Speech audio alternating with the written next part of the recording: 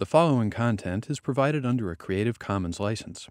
Your support will help MIT OpenCourseware continue to offer high-quality educational resources for free. To make a donation or view additional materials from hundreds of MIT courses, visit MIT OpenCourseware at ocw.mit.edu. So I said we would periodically have some sorts of exercises. And so the people who are taking this course should make a gesture at this. So I have given you the first page of two papers by David Nesbitt, which deal with the Herman-Wallace effect. And the Herman-Wallace effect is a way for you to determine the relative sign of the permanent dipole moment and the first derivative of the dipole moment with respect to R by looking at something in the rotation-vibration spectrum.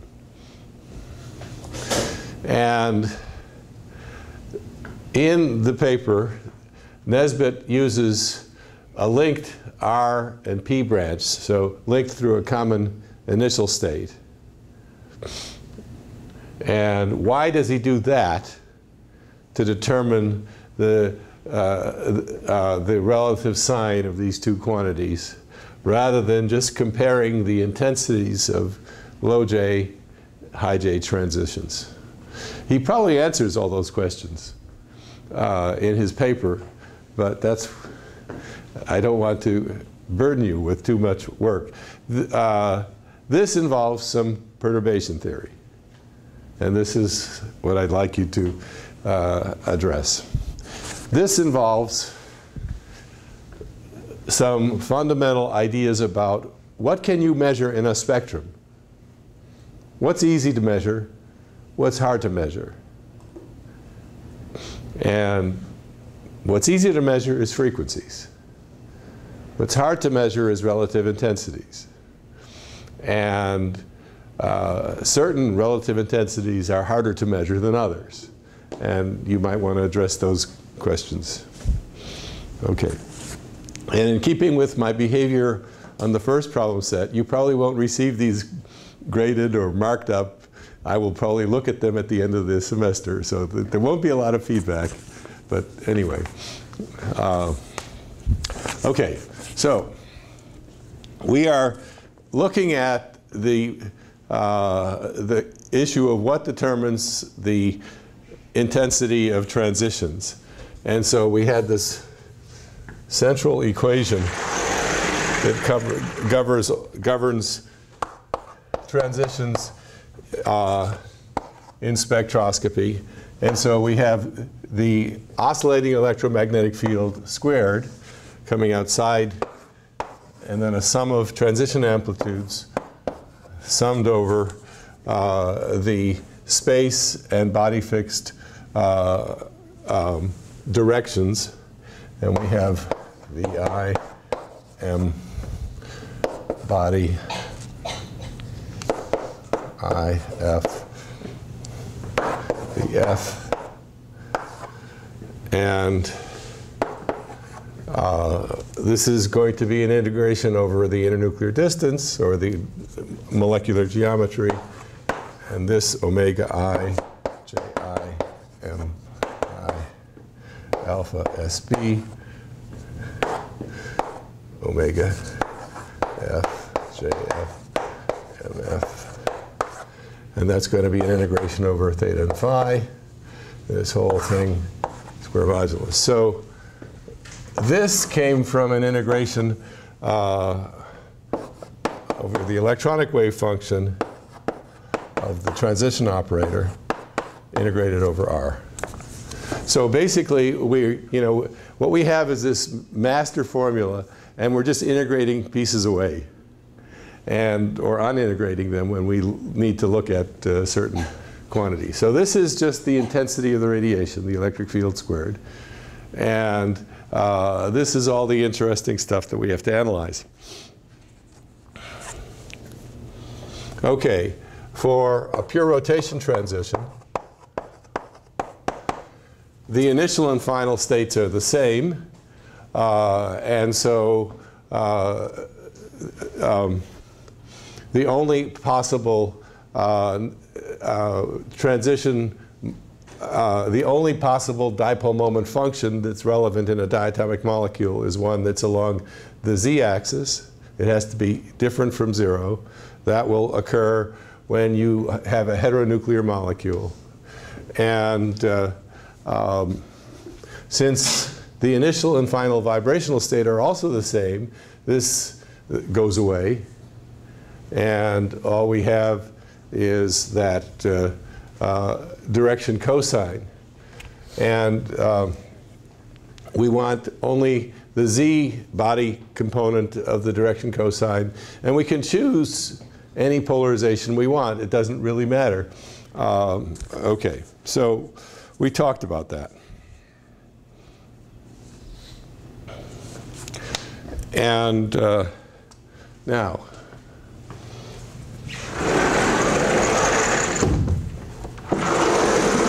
since this isn't a textbook course in spectroscopy, I'm looking beneath the surface of some of these equations.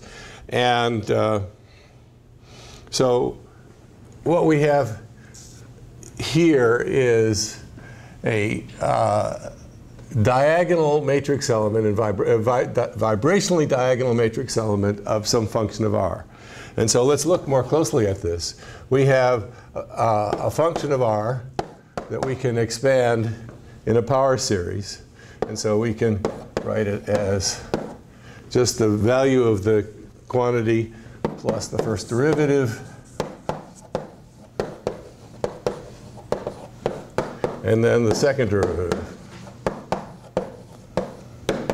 Forgot about that.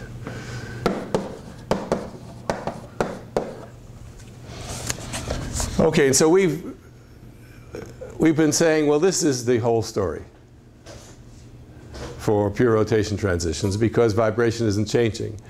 This, for harmonic oscillators, has a selection rule delta V of 1. And so, except when you have a molecule which is very not harmonic, this first derivative is not going to contribute to the transition of a pure rotation. This guy has selection rules delta V of 0, plus and minus 2. And so this guy could contribute to the intensity of a pure rotation transition. And so, and matrix elements of this, particularly diagonal matrix elements of this, are proportional to what? So you have a matrix element of q squared.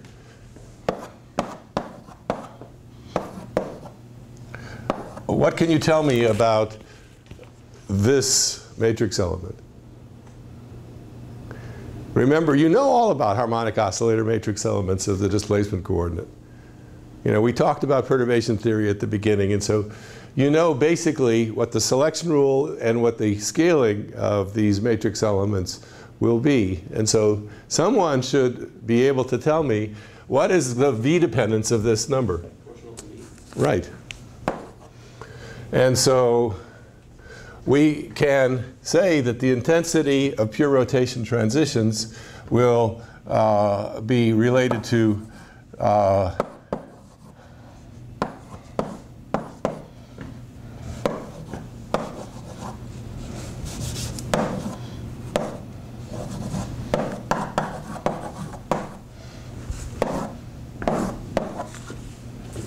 so there's going to be a little bit of V dependence through this second derivative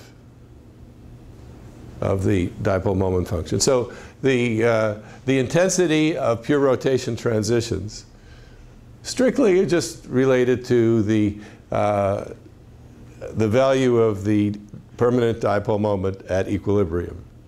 But you sort of expect that as the molecule vibrates, the dipole moment will change. And so you expect a little V dependence.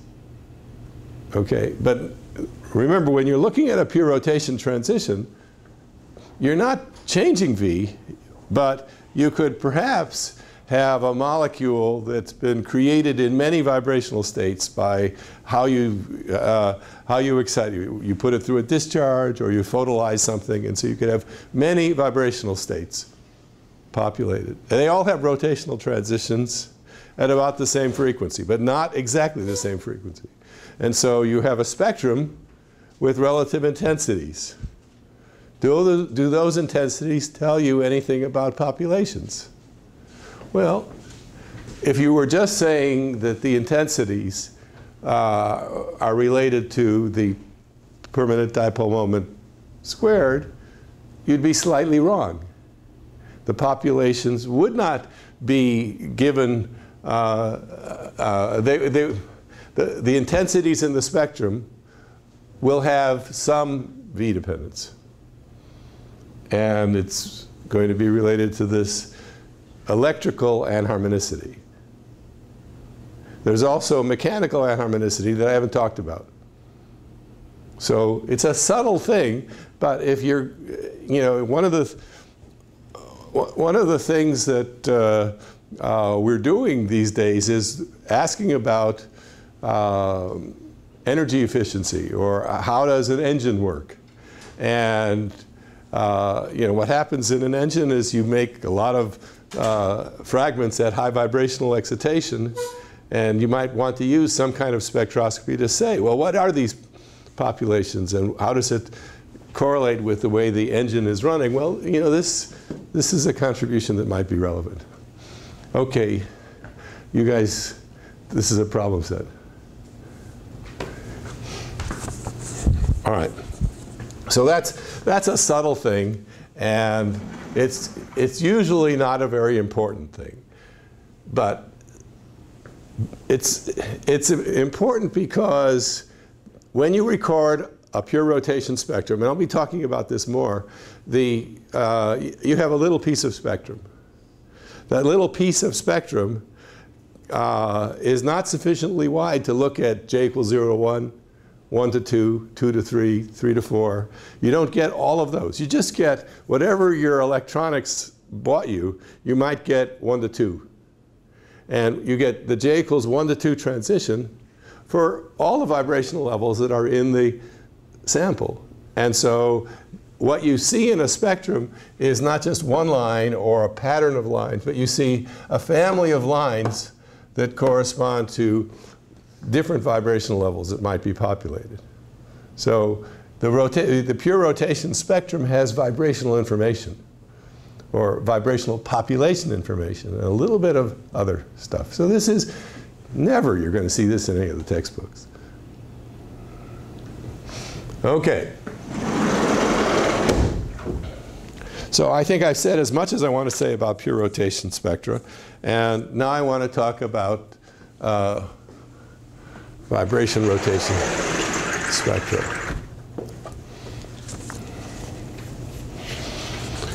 Okay, so we're interested in transitions where vibration quantum number changes. And so for diatomic molecules, we're still stuck with this thing only, and its derivatives only being non-zero for the z component. And so we're interested in, okay, what determines the relative intensities of vibration changing transitions? So we look at this and we expand it this way, and now we want to ask, well, what's going to the various terms in this expansion? Well, this has normally just delta V equals 0 matrix elements. We've talked about this. This has delta V of 1 matrix elements. We're going to talk about that. This has delta V of 2 and 0 matrix elements. We're going to talk about that some more. And the important thing is going to be, remember, in this big equation, we have a square of amplitudes, not amplitude squared. And so it's going to, you know, it should strike you that it would be difficult to determine the sign of this quantity because it gets squared. And often what you want to know is the sign of this relative to that. Now, you really want to know the signs of everything, but there is no experimental way that you can determine the sign of an electric dipole moment. Because whenever you do an experiment, you're measuring the square of the dipole moment. The Stark effect is, I'm sorry? You just measure the electron density. Well, is that a spectroscopic measurement? Do you consider X-ray to be? Well, but you could also calculate it. You could probably calculate it, and that's one of the. That's not even an experiment. That's not an experiment, right? Well, there are electrons in the computer. There are electrons in the computer. The problem is that X-ray scattering is mostly sensitive to the nuclei and the closed shells of electrons around the nuclei. They're not so sensitive to the valence electrons. And so using X-rays to determine the electron charge distribution in the valence orbitals, I'm not sure that that works. Now, maybe I'm wrong. I haven't thought about it. But my initial response is difficult to measure a charge distribution. It is certainly difficult to measure the wave function. It's impossible to measure the wave function. A lot of people say, oh, I've got a scheme, I can measure the wave function. But you get the wave function by measuring stuff and then fitting that stuff to a model. Can you measure charge density? Well, I don't know. I have to think about that. Okay, but the important thing is that in the thing that determines transition intensities, you've got this square. And so that's going to make certain quantities hard to measure the sign of. But if you can arrange for there to be a cross term between this and this, then you can determine the sign of the cross term relative to the squared term. And so the squared term is always positive. The cross term can have the signs of both. And so by seeing what we call an interference effect, you can, in fact, get some information about the relative signs of these things. But in order for that to happen, you have to break the propensity rules and see transitions that you normally aren't supposed to see. And that's related to what this is. Okay, so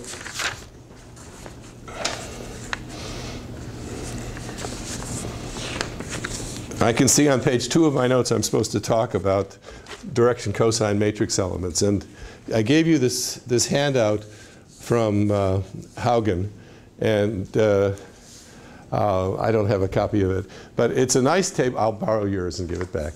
It's a nice table. I said last time that the direction cosines are expressed as the product of 3 factors. The first factor is just J, just depending on how J changes. And then you have a factor of how J and omega change and how J and M change. And you should look and you can see that the J omega change matrix elements and the J-M matrix elements look almost identical. Anyway, the quantity you want is the product of all these 3 things. You first ask, well, how does J change? Does it change? Does J increase by 1? Does it not change or decrease? And then you're looking in one of those columns. Then you take something from each row of that column, and you've got what you need. Okay. So those are the direction cosine matrix elements. And so these direction cosine matrix elements are functions of M. We don't want that because the M levels are degenerate, generally, and they're just a nuisance. And so we want to go from these quantities to what are called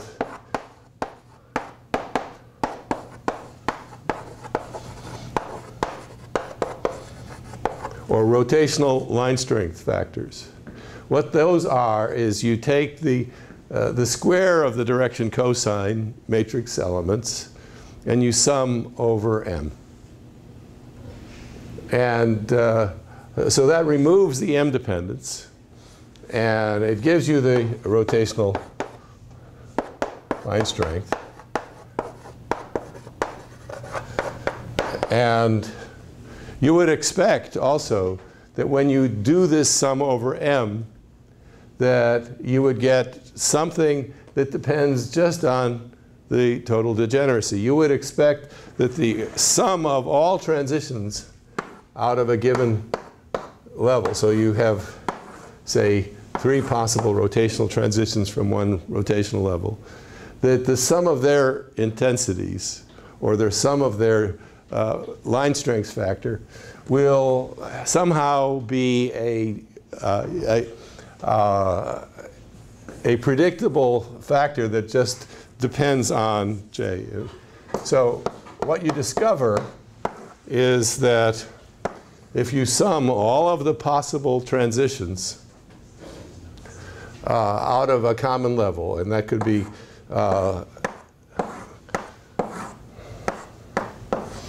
be downward transitions, upward transitions, the sum of the rotational the rotational line strength factors should be just given by the degeneracy of the common state divided by 3 times the degeneracy of the electronic state in question. So this is a very useful, these sum rules are very useful for checking to see if you've made a mistake. And it also says, well, remember when you do statistical mechanics, you have a 2j plus 1 factor for the degeneracy of a state, and that's mirrored by this. Now this 3 has to do with polarization.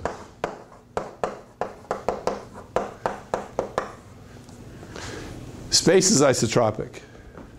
It's always easiest to use the table of direction cosine matrix elements for the z laboratory direction. So that's what you generally use. But since space is isotropic, it should be possible to do the same calculation saying we have x polarized radiation or y polarized radiation. And when you do that, you often discover you don't understand how to use the formulas, because if you have, say, x polarized radiation from a particular m, then you're going to have transitions into both of these guys, so that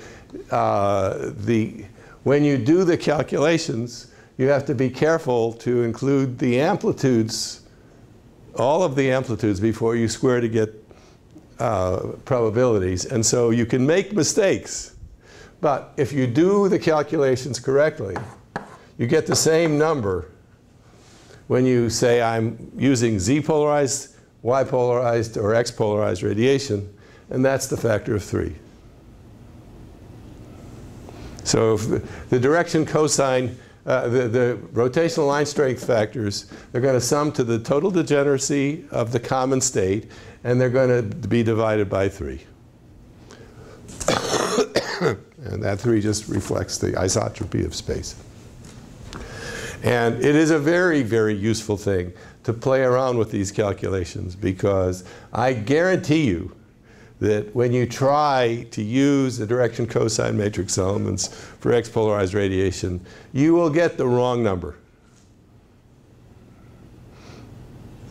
And I know because in the early days of my graduate work, I was interested in precisely this kind of coherence. You excite from one level and you make 2 amplitudes.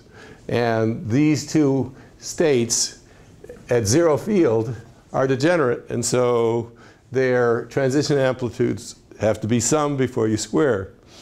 And there is a kind of coherence that is produced that depends on how you detect the experiment. if you apply a field and lift the degeneracy, you spoil that coherence. That's called level crossing spectroscopy. And it was a very big thing when I was just starting my graduate career, because this was a way of measuring magnetic and electric moments without high resolution. I mean, you could use a laser, which a low resolution laser, to populate a J, and then you could apply a field and would lift the degeneracy, and something happens to the polarization of the fluorescence that has to do with this breaking of coherence. And if I had studied that, if I had understood that, carried that through in my career, I would have been prepared to deal with a lot of really neat stuff in the ultrafast community, because everything they think about has to do with properly dealing with coherences. And I just treat it as a special case. Anyway, so direction cosines, they are tabulated. You have to use the tables. If you can avoid thinking about your experiment as having X or Y polarized radiation, you should do so, because then you can't make mistakes. You'll notice in that table, each of the rows have some pluses and minuses, and there's even I's in there. And I think, yeah, you see the G factor, there's a plus or minus IGY and so we have pluses and minuses and factors of square root of -1. And I guarantee you, the explanation of what the table means is not sufficient to avoid screwing that up. Okay. So we have a little bit of understanding of the direction cosine matrix elements, and now I want to talk in more detail about vibration rotation spectra. So for vibration rotation spectra, we still have the electronic state the same, and so the transition probability is now proportional to some intensity factor, and then VI MZ II of R, VF integral over R, and we have this rotational line strength factor, JI, JF, omega, omega. So this S notation with omegas up here and J's downstairs, that's a rotational line strength factor. You can find those in Hertzberg's books. They are simply the sum over M of the appropriate direction cosine matrix elements. And so now we have to worry about this thing, which is what controls the intensity of rotational transitions. Vibration rotation transitions. So there's, and I've already written the expansion of this thing up here, and I've already told you delta V of 1, delta V of 2, and 0, delta V of 0. Okay.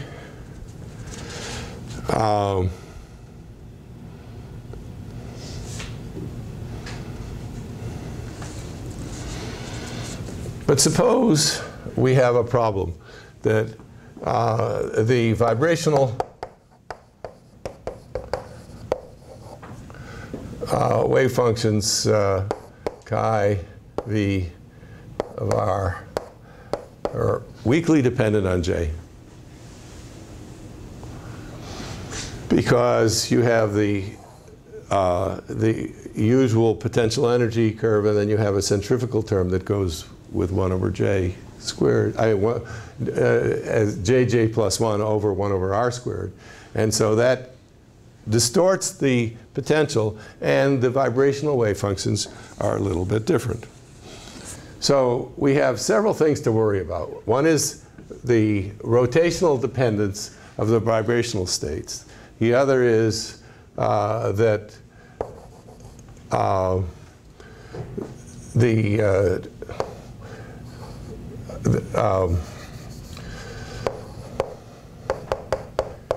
is R-dependent, and one is that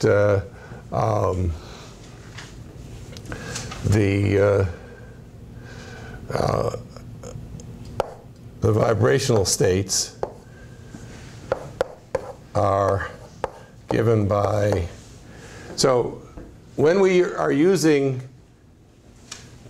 this harmonic oscillator displacement, when we're using harmonic oscillator matrix elements to look at matrix elements of R minus RE or R minus RE squared, we're treating the vibrational levels as if they're harmonic. And they're not. And so we need to add the corrections to the vibrational wave functions. And so let's just put in an I here.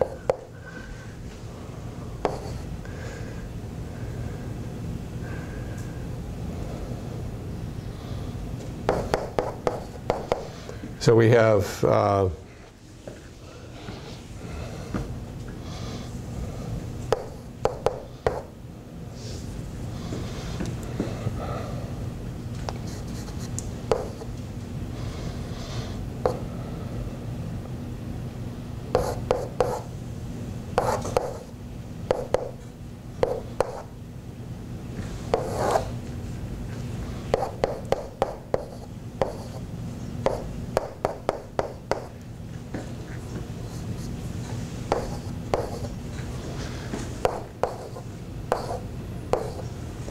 so we have the zero order, so we say we're in the Vth level. Well, it's predominantly the Vth level. But then we have second order perturbation theory, a first order correction to the wave function coming from the vibrational Hamiltonian, which is just writing the potential as a power series in R. So we have 1/2 k q squared plus 1/6 a cubed plus 1/24 b q fourth. We had a problem like this, right? So the real potential is not harmonic, and this is called mechanical anharmonicity. And so we have several things going on. We have the transition moment, or the dipole moment, being dependent not just on the first derivative with respect, but the second derivative as well. And we have the vibrational wave function also mixing in some extra states due to this mechanical anharmonicity. So we have centrifugal distortion, the rotation dependence. We have the electrical anharmonicity and the mechanical anharmonicity.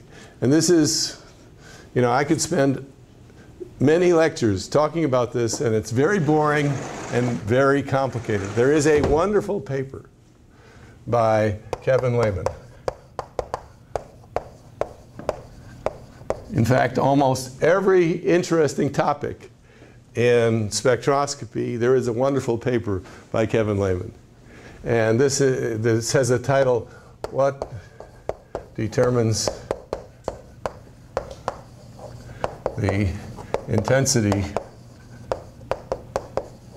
in High Overtone Spectra? So you have several different factors. And Kevin works through all of them and how they interplay. It's a beautiful paper. You should read it. He wrote it, I think, while he was still a junior fellow, before he started his faculty position at Princeton. Anyway, you should look at that.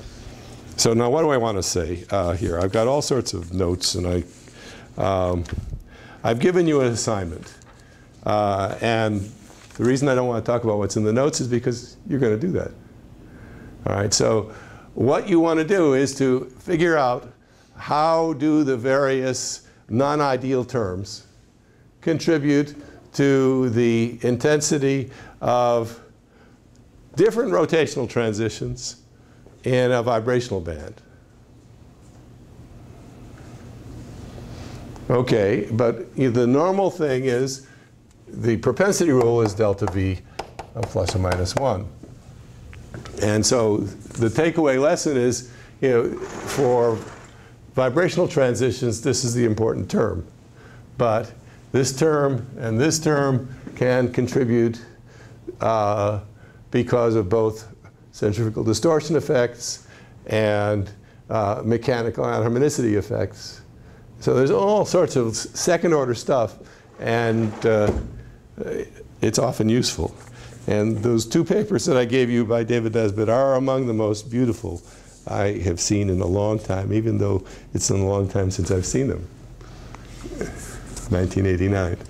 Okay, so now, the next topic, what time is it? Okay, we're now getting to electronic transitions.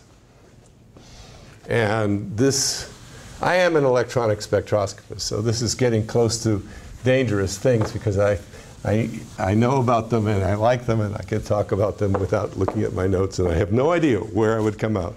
But there's two critical things. One is what's called the R-centroid approximation, and the other is called stationary phase.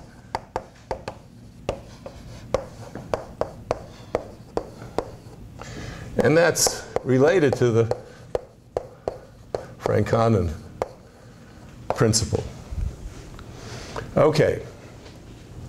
So for vibrational transitions, I mean for electronic transitions, we have an electronic state which we generally use prime and double prime. This is the excited state. This is the lower state. We have V prime and V double prime, the potential curves. They're different potential curves. So you get a set of vibrational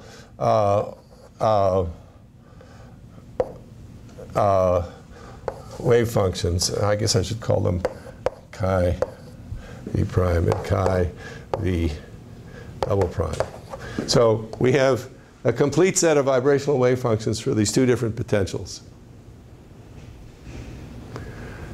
The members of this set are normalized and orthogonal.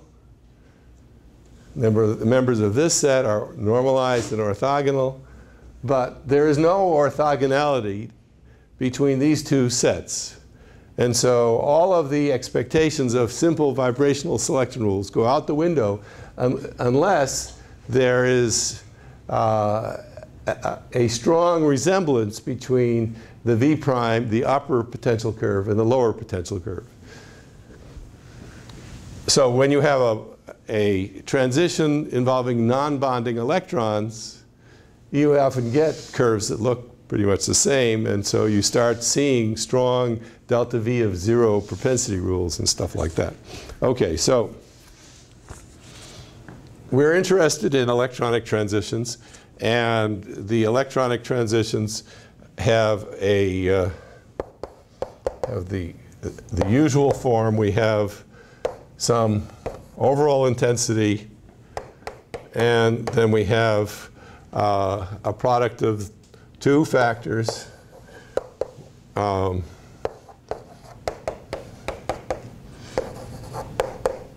You can see why I hate giving this lecture, because I just write the same thing again and again. Now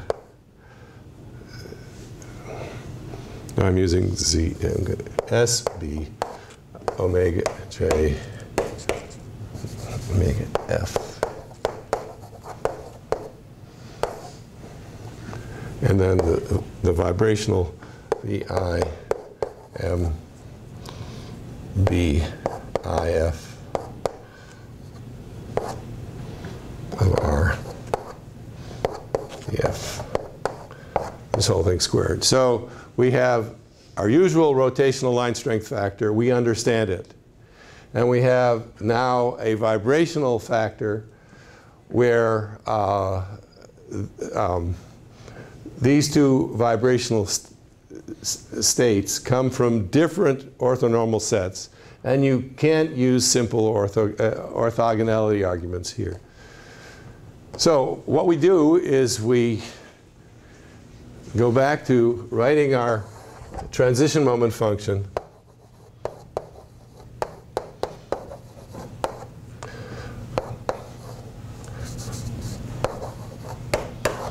and we expand it about some arbitrarily chosen value of r.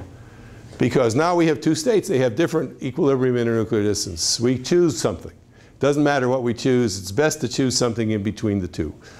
And then we have dm dr, r minus r prime, the usual stuff. So this is a constant. And so if we have if we put this into this expression up here, we just end up getting a constant times a vibrational overlap between the upper state vibrational level and the lower state vibrational level. That's a numerical thing that you calculate if you know the wave functions. But there's some wonderful physical insight in it that we're going to see.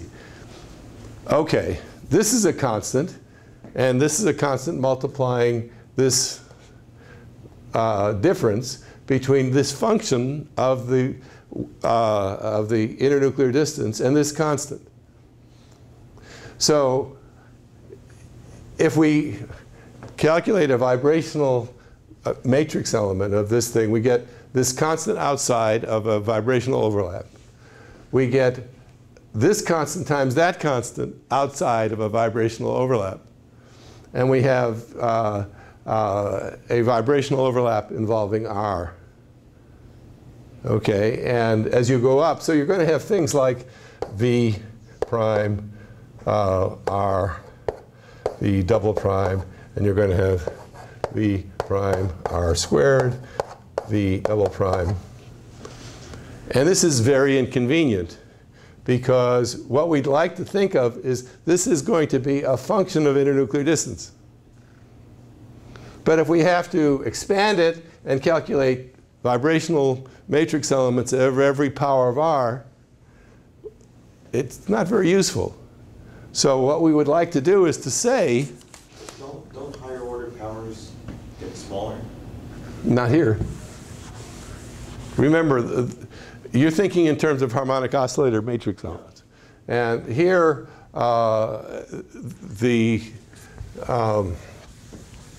it's a simple function of r, and you have,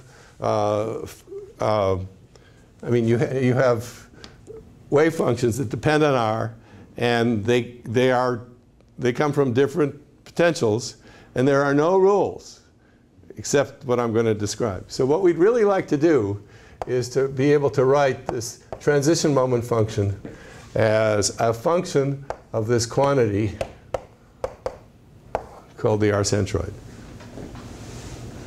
where the r centroid is just v prime r v double prime over v prime v double prime. And so we'd like to be able to say that instead of writing it this way and taking matrix elements of the different powers of r, we'd like to be able to say we have d n m d r.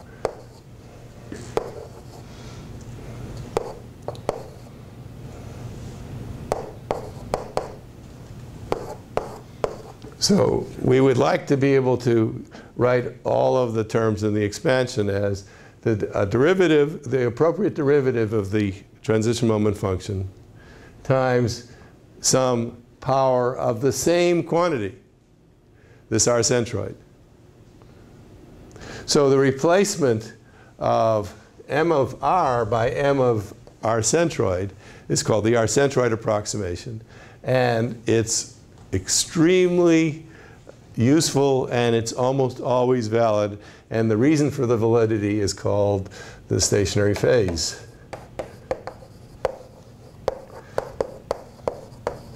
Approximation. And to talk about the stationary phase approximation, we have to talk about Frank-Condon factors in a semi-classical framework. Now, if I were to ask you, what is the Frank-Condon principle? I mean, there's such a thing called I mean, if you look in Wikipedia or in some book which is intended to give you a false sense of knowing something, they'll tell you, you'll find a definition of the Frank-Condon principle. And some of those definitions are quite wrong. And so would anybody like to tell me what you think the Frank-Condon principle is? Electronic transitions happen very fast, so the vibrational wave functions have to overlap. The positions have to be the same. You're just saying I should calculate a Frank-Condon factor. Yeah. That's, I think, more like the Born-Oppenheimer approximation. And so, you know, what you generally have is a picture of two potential curves. And so the Frank-Condon principle that you find in these illegitimate sources generally tell you something. They generally tell you that what you want to do is look at turning point to turning point. And they don't tell you why, except sometimes they say delta R is 0 for a transition because the electrons are moving fast and the nuclei aren't.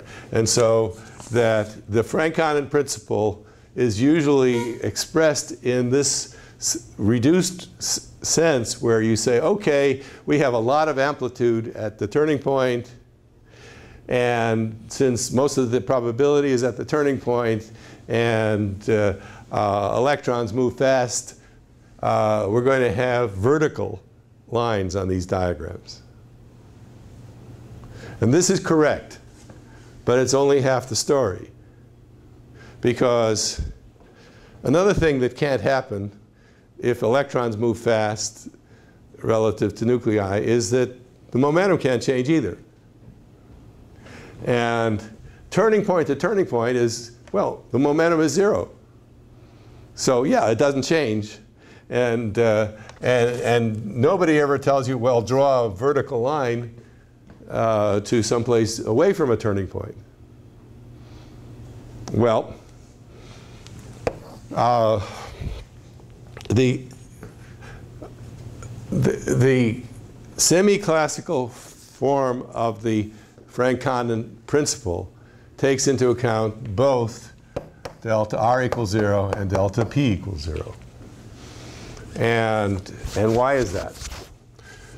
Well, suppose you have a wave function on a lower state, and suppose you're going to have a transition to an upper state. So you ask, all right, at this frequency, what can I say about this transition? So what you do is you say, well, I want to conserve both R and P. And so vertical lines, that's R. P is really, what is this? What is the vertical distance of that level above the turning point, above the potential? And so here I have an upper state where this is a little smaller than here. And so I haven't quite conserved. So there is a geometric construction that enables you to understand this beautifully. And that is, okay, there is a certain transition frequency. Shift the two potentials, shift one of the potentials by that frequency. And so when you do that,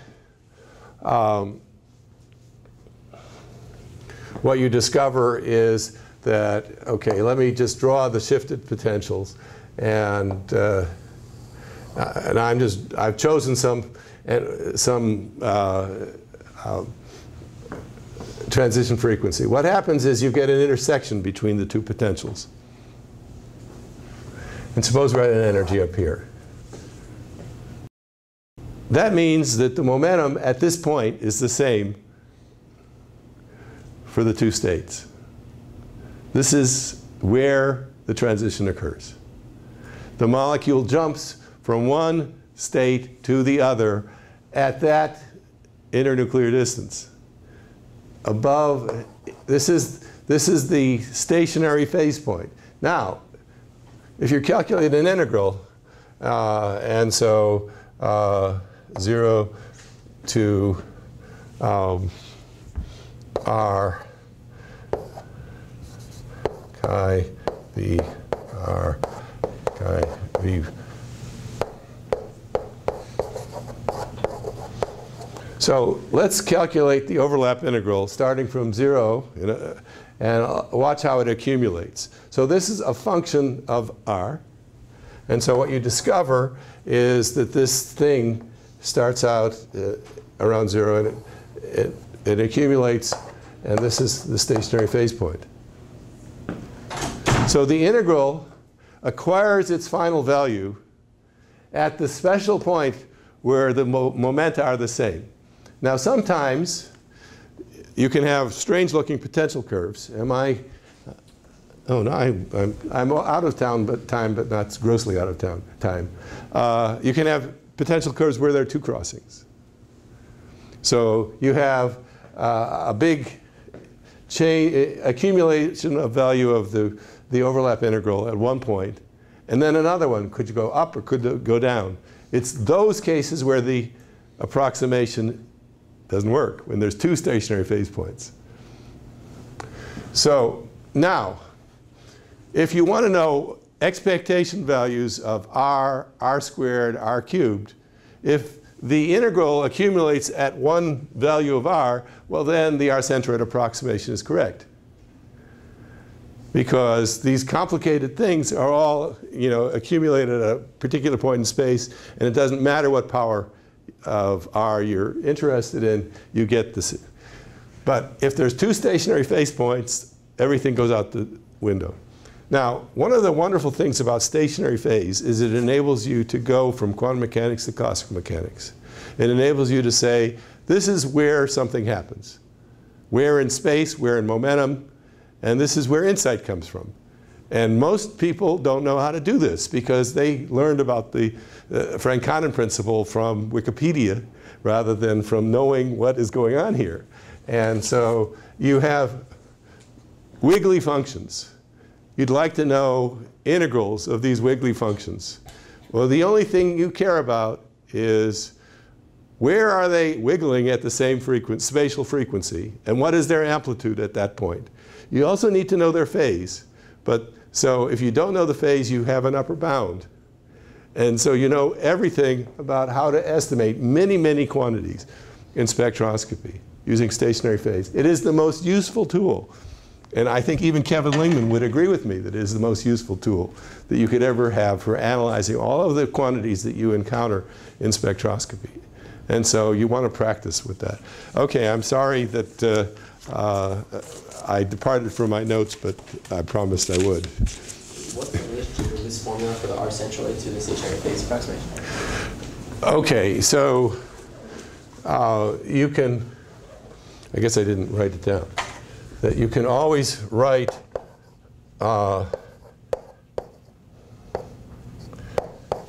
this as